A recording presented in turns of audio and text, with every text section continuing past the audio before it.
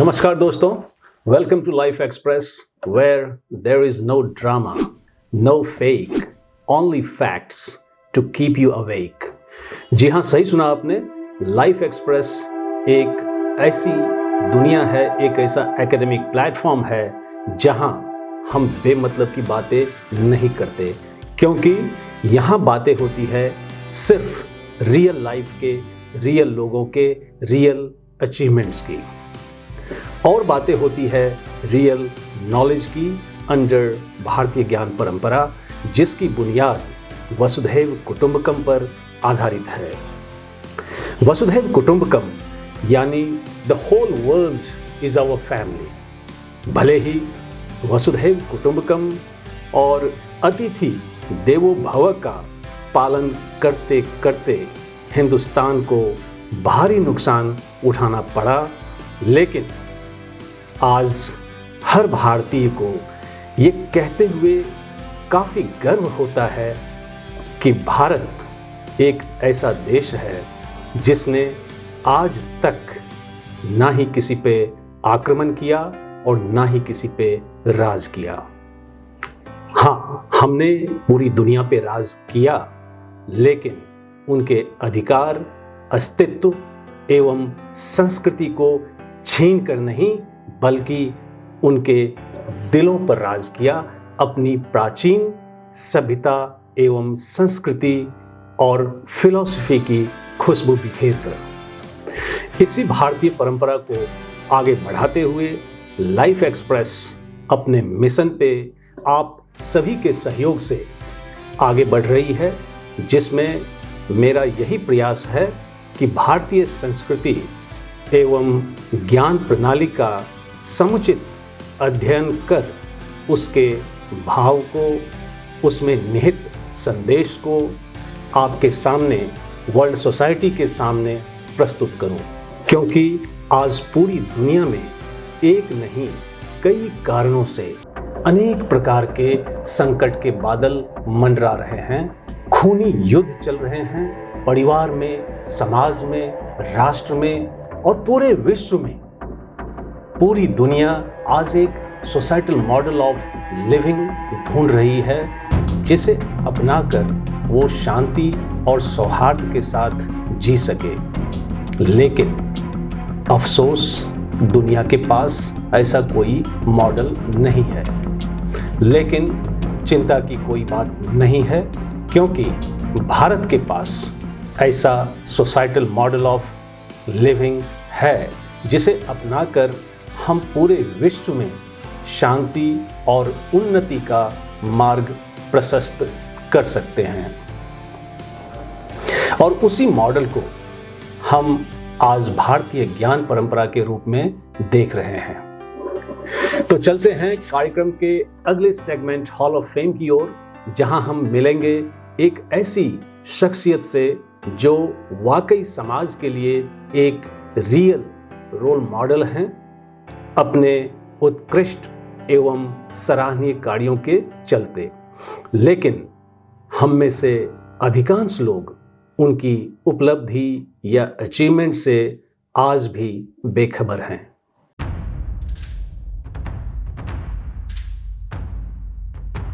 नमस्कार दोस्तों, आज के हॉल ऑफ फेम में हमारे साथ एक बहुत ही खास मेहमान हैं, जिनके जीवन से जुड़े कई रोचक तथ्य हैं।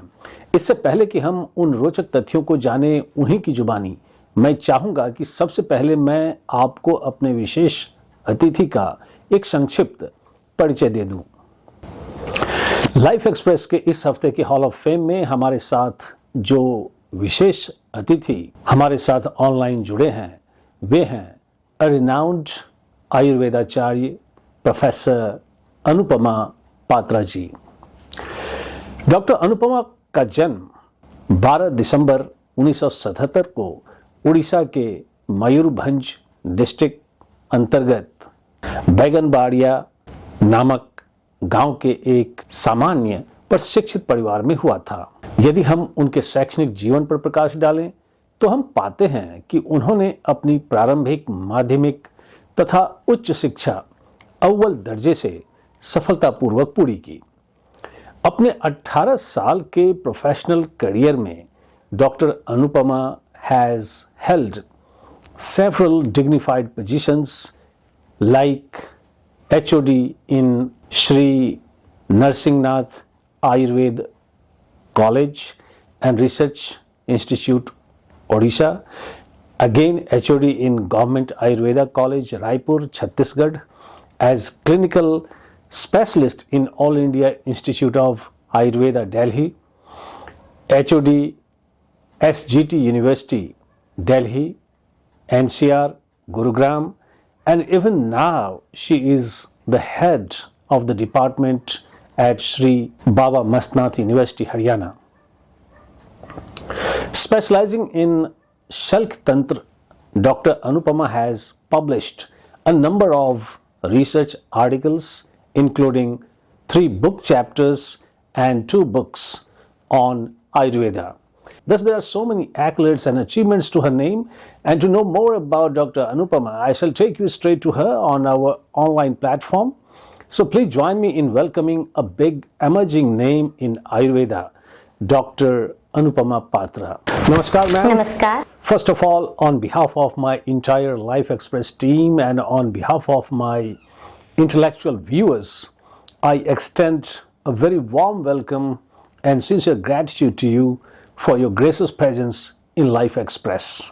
मैम, आपके एकेडमिक प्रोफाइल को देखने पर पता चलता है कि आप एक सामान्य ग्रामीण पृष्ठभूमि से आती हैं, लेकिन अपनी लगन व कड़ी मेहनत से न सिर्फ शैक्षणिक बल्कि आयुर्वेद के साथ साथ आध्यात्मिकता की पराकाष्ठा की ओर अग्रसर हो जाती हैं आप, जो कि आम जीवन में अमूमन देखने को या सुनने को नहीं मिलता है।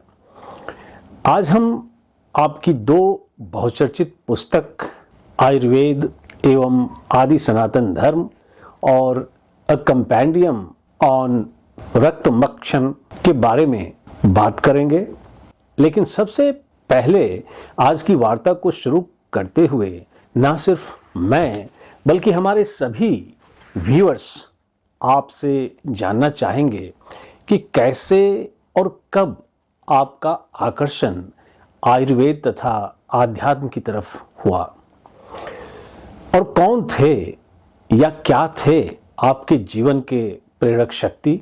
जी नमस्कार। सबसे पहले मैं इस चैनल के जो संचालक प्रोफेसर झा सर को बहुत बहुत धन्यवाद देती हूँ कि मुझे इस चैनल में बुलाकर कुछ अपनी बातें बोलने का मौका दिए। तो उसके बाद जो ये चैनल को देख रहे हैं सारे दर्शकों को मेरा बहुत बहुत प्रणाम, नमस्कार। और मैं ये पहले बता देना चाहती हूँ कि मैं जिस पृष्ठभूमि से आई हूँ, मुझे मेरी लैंग्वेज में कुछ प्रॉब्लम है, तो उस चीज़ को ध्यान ना देते हुए मेरी जो मैसेज है उस पर ध्यान दीजिएगा। तो जैसे सर आपकी बात है कि जिस पृष्ठभूमि से आते हुए मेरी पहला कहाँ से आयुर्वेद की ओर झुकाव आई, तो ये कहूँगी मुझे आयुर्वेद के बारे में कुछ ज़्यादा पता ही नहीं था। मैं तो MBBS के लिए अपना तैयारी कर रही थी, तो अचानक जो ये टाइम है हमारी 1996 की बात, जब अचानक से ओडिशा सरकार ने हमारी जो MBBS रैंक में जो नहीं हो पाए उनके लिए होम्योपैथ एंड आयुर्वेद इसको इंक्लूड कर दिया बैक रैंक वालों के लिए। तो तब सवाल आया कि कंपटीशन तो बहुत ज़्यादा है MBBS के लिए, अभी थोड़ा देख लेते हैं, एक बार ज्वाइन कर लेती हूँ, फिर से तैयारी कर लूँगी। तो फिर मैंने ये पूछना चालू की कि आयुर्वेद अच्छा है कि होम्योपैथ अच्छा है। तो उसमें मुझे कुछ ज़्यादा उत्तर अच्छा नहीं मिला, तो मैं आखिर में ये भगवान के ऊपर छोड़ दी थी, क्योंकि जो सबसे बेस्ट कॉलेज ओडिशा की होम्योपैथ के लिए वो भुवनेश्वर में है और जो अच्छा कॉलेज आयुर्वेद के लिए वो पुरी में है। तो मैंने भगवान के ऊपर छोड़ दिया, जगन्नाथ भगवान आप डिसाइड करो, आप मुझे लाओगे अपने पास या फिर जो भुवनेश्वर फेमस है हमारी शिव भगवान के लिए, तो लिंगराज भगवान आप लेना अपने पास बुलाना चाहते हो। तो ऐसा हुआ, मेरे जो लास्ट वाला जो था रैंक वो उस टाइम में हमारी होम्योपैथ कॉलेज फुल हो गया, तो मेरे लिए ऑप्शन पूरी के लिए रह गया, जो कि जगन्नाथ धाम पे जाना था। तो यही मेरा था कि आयुर्वेद की ओर कैसे गई। पर उसके बाद जो फर्स्ट मेरा क्लास था आयुर्वेद में शुरू हुई, जो आयुर्वेद की सृष्टि अवतरण के बारे में हमारे इतिहास के सर जो बताए, जो सृष्टिकर्ता ब्रह्मा से ही इसकी उत्पत्ति हुई है इस ज्ञान की, तब से मेरे दिमाग में ये चीज घुस गया कि आयुर्वेद अगर सृष्टिकर्ता ने खुद इस ज्ञान को सृष्टि किए हैं तो कितना मैं कितना खुशनसीब हूँ इस ज्ञान को पढ़ने के लिए। तब से मेरे मन में अचानक आयुर्वेद की प्रति एक दृढ़ विश्वास जागृत हो गई है, और जो आज तक वो कायम है। बाकी आपका जो सवाल है कि इसमें प्रेरणा स्रोत कौन रहे, तो ये मेरा है कि जो मेरे पेरेंट्स हैं, इन्होंने ही कहीं ना कहीं, उनके ही संस्कार के वजह से मेरी माता जो है भक्ति मार्ग में है, और मेरे पापा जो हैं वो कर्म योगी हैं। तो ये दोनों की जो मिलावट, संस्कार ही कहूँ कि जब बचपन से ही मेरे अंदर आध्यात्मिकता थी, मैं कहीं ना कहीं भगवान पे समर्पित थी, दृढ़ विश्वास मेरे अंदर था बचपन से ही। ऐसे में जब भी भगवान से कुछ मांगी हूँ, बहुत अच्छा इंसिडेंस है, ऐसे मुझे याद आती है बचपन में जब उड़ीसा जो है हमारी उस बॉर्डर के एरिया में मछली, नॉनवेज ये सब भी चलती है, तालाब मेरे गांव में भी था। तो एक इंसिडेंस याद है कि भगवान को मैं कहा करती थी, भगवान मैं 100 बार आपका नाम लेती हूँ और मुझे एक तालाब में एक मछली मिलनी चाहिए, जबकि ये मेरे उम्र 4-5 साल की थी। तो मैं जाकर देखती थी भगवान को चुपके से। मुझे याद है अपने घर में छोटे सेकंड स्टेप के नीचे मैं बैठा करती थी। तब से मैं अंदाज लगाई कि 100 साल और 100 बात तक गिनूंगी भगवान, और आप मुझे वो मछली मिल जानी चाहिए। तो ये करके मैं जाती थी और वो तालाब में सूखे तालाब में मछली मुझे मिलता था। तो उससे वो दृढ़ विश्वास मेरी जाग गई शुरू से कि भगवान कहीं है और उनको जो सच्चे दिल से मांगने से वो मिलता है। तो ये रहा। और मम्मी पापा की, जो मम्मी की मेरी जो गांव से मायके से अपनी आई है, बहुत वहाँ रिमोट एरिया जंगल के अंदर है, पढ़ाई की सुविधा नहीं थी तो पढ़ नहीं पाई। वो 4 क्लास तक पढ़ी है बंगाल में। फिर भी उनकी उद्यम से वो मन की अभिलाषा पूरा करने के लिए उड़ीसा में आकर शादी करके उन्होंने खुद मेहनत से उड़िया भी सीखे, और जो अच्छी अच्छी बातें, जो महापुरुषों की बातें हमें सुनाया करते थे, तो उससे भी मुझे प्रेरणा मिली थी कि कुछ करना है समाज के लिए, संसार के लिए। तो ये मेरा प्रेरणा स्रोत रहा। पापा को कर्मयोगी होते हुए हमेशा मैं देखती हूँ, कर्म में व्यस्त रहते हैं और मदद जितना हो पाए सबको देते हैं। कभी मुंह से उनका ना नहीं निकला है। तो ये सब चीजें भी मुझे आगे बढ़ने के लिए प्रेरणा मिल दिए। बहुत ही पारदर्शिता एवं हृदय की गहराई से आपने अपने जीवन के महत्वपूर्ण अनुभवों को हमसे साझा किया। अब हम अगले प्रश्न की ओर बढ़ेंगे, जो कि आपके बहुचर्चित पुस्तक आयुर्वेद एवं आदि सनातन धर्म से संबंधित है। और आपकी वो पुस्तक अभी मेरे हाथ में भी है, जो मैं अपने व्यूअर्स के लिए दिखाना चाहूँगा, जैसा मेरे व्यूअर्स अभी देख पा रहे होंगे। जहाँ तक मैंने अपने अध्ययन में पाया कि इस किताब में आपने स्वास्थ्य के ऊपर काफ़ी चर्चा की है आदि सनातन धर्म के अंतर्गत। तो क्या आपको लगता है कि आपकी ये पुस्तक जो सनातन दृष्टिकोण से लिखी गई है, क्या ये आज के बीमार समाज के लिए संजीवनी का काम करेगी? यदि हाँ, तो कैसे? जी। इतने ज्ञान जो छुपी है आयुर्वेद में, उसको समाज में लाने की आवश्यकता है। पहली किताब अपना अगर मैं लिखूंगी तो इसी के ऊपर लिखूंगी, जो कि आयुर्वेद की शस्त्रवृत्त का ज्ञान संबंधित हो। तो ये ज्ञान डेफिनेटली ये संजीवनी साबित हो सकता है समाज के लिए, क्योंकि स्वस्थ व्यक्ति को स्वस्थ रहने के लिए जो ज्ञान है, मूलभूत ज्ञान, दिनचर्या, ऋतुचर्या, ये सबका ज्ञान इसमें समाहित है। और वो मूलभूत जो ज्ञान है हमारी चरक संहिता, सुश्रुत संहिता, उसी के आधार पे ये ज्ञान है। और सिर्फ इतना नहीं, इस किताब में मैंने वो चीज़ें भी दिया है जो आज के परिस्थिति के हिसाब से क्योंकि ये जो ज्ञान आया है चरक संहिता सुश्रुत संहिता, ये ब्रह्मा भगवान से आया है। भगवान ब्रह्मा ने दक्ष प्रजापति को ये ज्ञान दिया था, उन्होंने अश्विनी कुमारों को दिए थे, उनसे इंद्र भगवान के पास वो ज्ञान था। फिर धरती पे जब बीमारी शुरू हुई, यानी जो मुनि ऋषियों को त्रेतायुग में पहले बीमारी शुरू हुई, उस टाइम में उन्होंने तपस्या करके उनको पता चला कि ये जो समाधान, बीमारी का समाधान कहाँ है, तो इंद्र भगवान के पास है करके ये उनको तपस्या से पता चला था। उस समय से ही उससे भगवान से वो ज्ञान लेकर धरती पे अवतरण किए उस ज्ञान को। तो इसमें वो सारे ज्ञान जो कि हमारी स्वस्थ को कैसे बनाए रख सकते हैं वो समाहित है। और सिर्फ उतना नहीं, आगे क्योंकि ये विज्ञान जो है ब्रह्म संहिता का ही एक पार्ट, इसको अथर्ववेद का एक उपवेद कहा जाता है, तो उसमें पूरे संपूर्ण स्वस्थता की ज्ञान भी है। तो इसमें मैं थोड़ा सा हिंट दी हूँ, क्योंकि ये किताब तो स्वास्थ्य रिलेटेड है, पर इसको पढ़ने के बाद वो ज्ञान, एक इच्छा शक्ति आयुर्वेद की ओर जो प्रेम भाव जागृत हो जाएगा लोगों में, ताकि कोई भी समस्या हो शुरू से वो आयुर्वेद के पास आ पाए, जिससे उनको चीज़ें छोटे से ही जल्दी से ठीक कर दिया जाए, तो आगे वो समस्या बढ़ेगी ही नहीं। तो इस तहत देखें तो इस किताब के माध्यम से एक स्वस्थ समाज बनाने के लिए पूरा उद्देश्य को जो सफल किया जा सकता है। बहुत सुंदर। चर्चा को आगे बढ़ाते हुए हम आपके दृष्टिकोण समझना चाहेंगे कि कैसे आपकी ये पुस्तक वर्तमान और भविष्य या भावी समाज को लेकर प्रासंगिक है। कैसे ये विभिन्न मतों के अनुकूल ये पुस्तक प्रभावकारी ढंग से अनुवाद आयुर्वेद का संदेश दे पाएगी। जी सर, ये सवाल आपका बहुत प्रासंगिक है। ऑब्वियसली हमारे दिमाग में ये आता है, आयुर्वेद तो एक चिकित्सा विज्ञान है, यहाँ सनातन कहाँ से आ गया। एक्चुअली सनातन का असली मीनिंग है सत्य। तो ये सत्य के ऊपर आधारित ज्ञान है, वो सनातन ज्ञान है। और इसका डायरेक्ट रेफरेंस भी, पहले तो मेरे दिमाग में ये चीज़ नहीं था, मैं ढूंढ रही थी कि जैसे बाकी सारे धर्म में कुछ ना कुछ नियम नीति रहता है, जिस कारण वो लोग एक धारे पे बंधे रहते हैं। पर हमारी जो हिंदू सनातन, ये इतने बिछड़े हुए हैं कि ये कोई नियम नीति स्पेसिफिक नहीं है। तो मैं ढूंढ रही थी इसका भी कोई स्पेसिफिक नियम क्या है। तो जब मैंने सोचा कि जो आयुर्वेद में जो ज्ञान है, ये तो भगवान ब्रह्मा का ही ज्ञान है, तो ये सृष्टिकर्ता का जब ज्ञान है, यही तो वो नियम नीति है जो कि सनातन से जुड़ी है, क्योंकि सनातन मतलब सत्य है और आयुर्वेद सत्य ज्ञान के ऊपर आधारित है।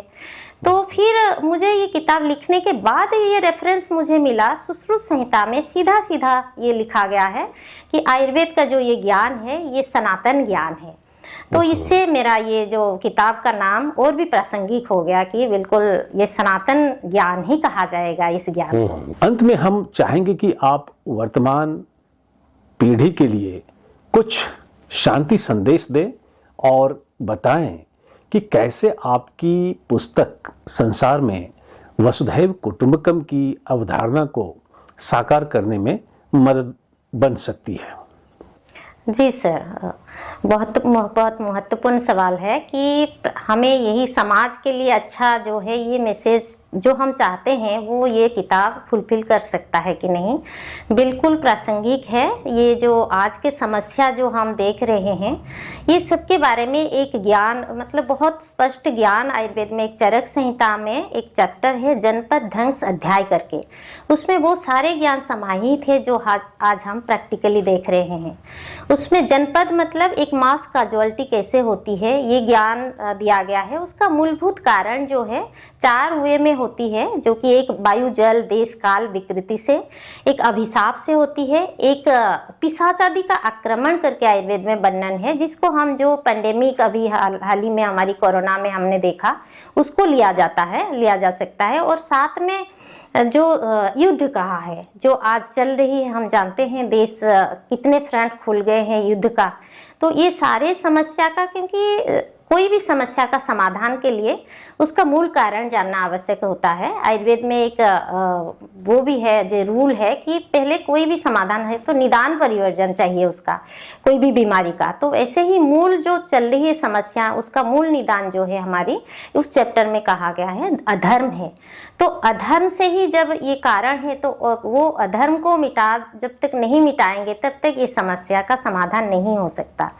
तो इसके बारे में बहुत डिटेल में वर्णन है। ये अधर्म कहाँ से शुरू हुआ, इसके लिए शॉर्टली मैं बता दूं तो जैसे राजा अगर अधर्मी होते हैं तो प्रजा तक वो फैल जाता है, और वो बीच में जो बिजनेसमैन होते हैं इसको और अधर्म को फैला देते हैं। तो ये अधर्म की शुरुआत आज से नहीं, ये सिलसिला तो हमारी त्रेतायुग से ही शुरू हो गई है, क्योंकि उसी चैप्टर में ये वर्णन है कि एक हर युग में धर्म का एक पाद ह्रास होती है। जैसे सत्य में सिर्फ सत्य रहता है, त्रेता में 1/4 रिड्यूस हो जाता है धर्म और 1/4 अधर्म घुस जाता है।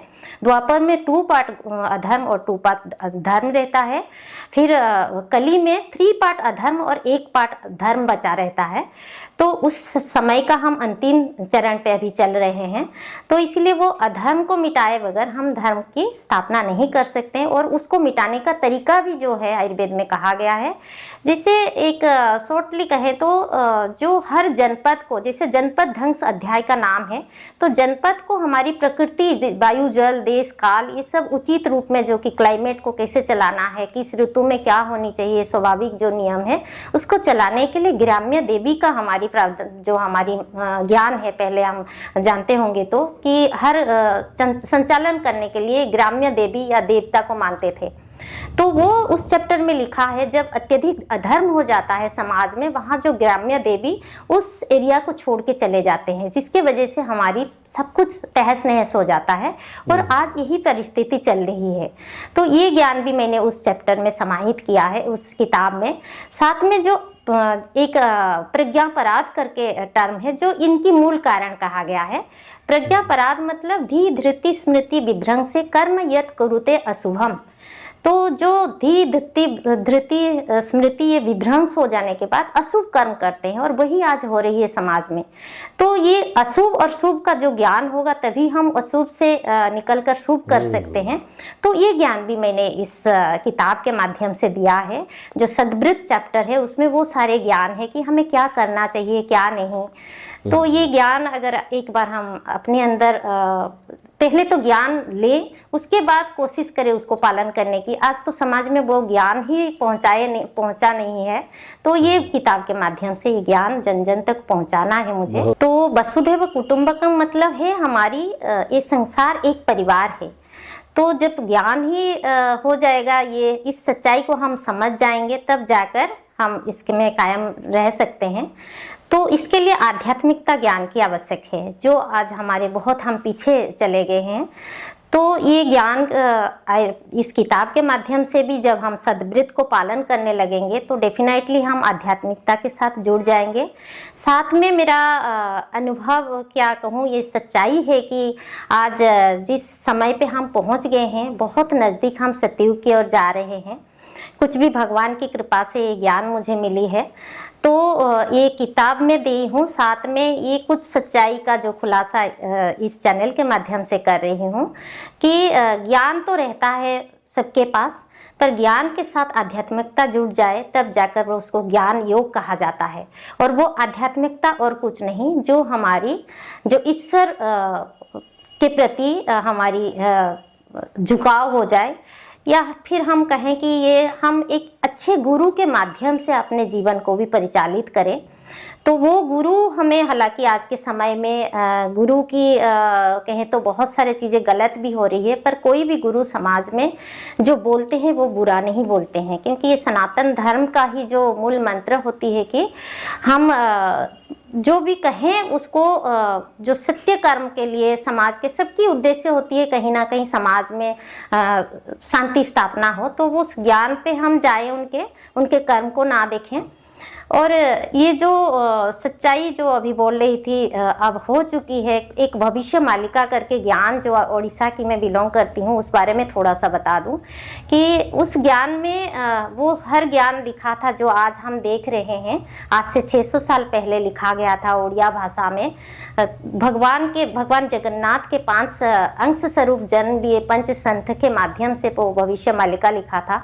उस माध्यम से जो भगवान की कल की अवतार अंतिम लीला होगा वो ज्ञान था, और वो ज्ञान आज हो चुकी। वो जो लीला होना था वो उड़ीसा में स्थूल लीला भगवान की हो चुकी है, और वो केशव नाम से धरती पे अवतरण किए थे। 60 साल तक 1955 से 2015 तक उन्होंने स्थूल शरीर का लीला समापन करके अभी अपना सूक्ष्म लीला चालू कर रखे हैं।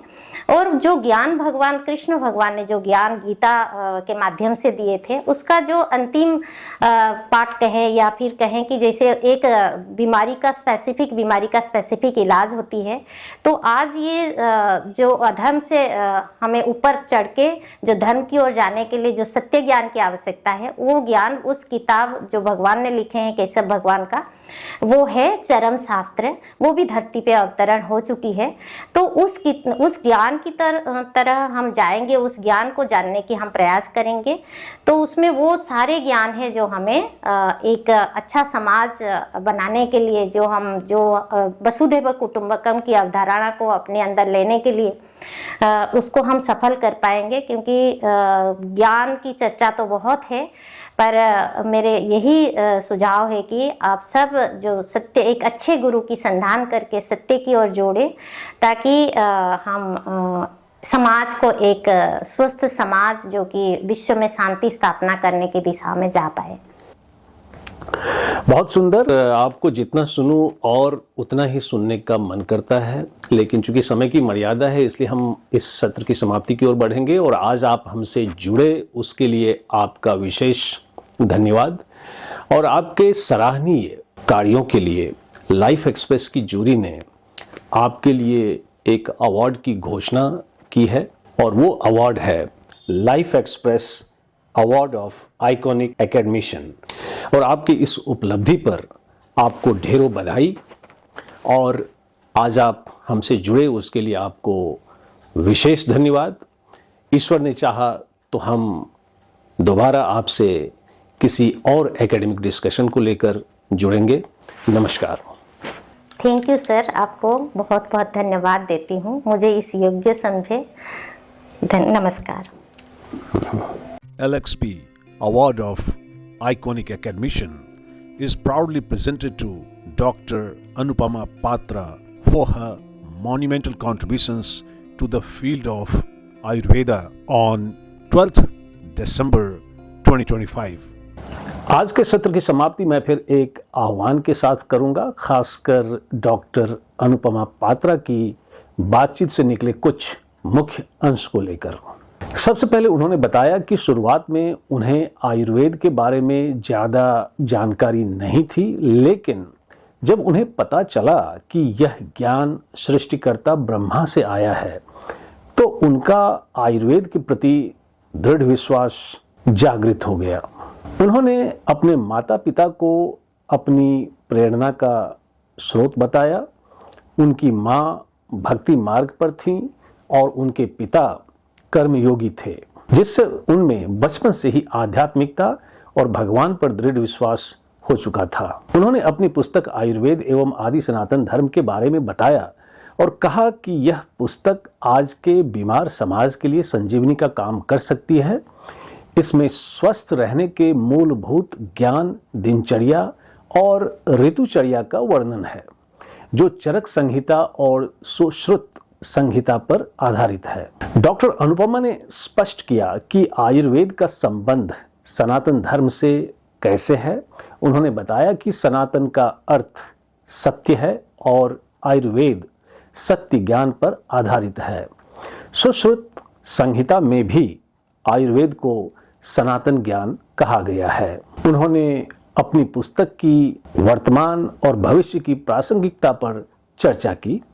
उन्होंने बताया कि पुस्तक में जनपद ध्वंस अध्याय का वर्णन है, जिसमें सामूहिक विनाश के कारणों वायु, जल, देश, काल की विकृति, अभिशाप, पिशाच आदि का आक्रमण, युद्ध और उनके समाधान पर चर्चा की गई है। उन्होंने अधर्म को इन समस्याओं का मूल कारण बताया और कहा कि जब तक अधर्म को नहीं मिटाया जाएगा तब तक समस्याओं का समाधान नहीं हो सकता। डॉक्टर अनुपमा ने बताया कि पुस्तक में प्रज्ञापराध और सद्धृत का भी वर्णन है जो समाज को सही दिशा में ले जाने में मदद करेगा। अंत में डॉक्टर अनुपमा ने वर्तमान पीढ़ी के लिए शांति संदेश दिया और बताया कि उनकी पुस्तक वसुधैव कुटुंबकम की अवधारणा को साकार करने में कैसे मददगार हो सकती है। उन्होंने आध्यात्मिकता और सत्य ज्ञान की आवश्यकता पर जोर दिया और बताया कि ओडिशा में 600 साल पहले लिखी गई भविष्य मालिका में कल की अवतार और चरम शास्त्र का वर्णन है जो आज के समय में अधर्म से धर्म की ओर जाने के लिए आवश्यक ज्ञान प्रदान करता है। उन्होंने लोगों को एक अच्छे गुरु की तलाश करने और सत्य की ओर जुड़ने की सलाह दी ताकि एक स्वस्थ समाज का निर्माण हो सके। With those deliberations of Dr. Anupama Patra, we close this episode और मिलते हैं अगले एपिसोड में समाज के एक और रोल मॉडल के साथ। Till then, enjoy your time meaningfully और हाँ, अपना और अपनों का भी ख्याल रखें। जय हिंद।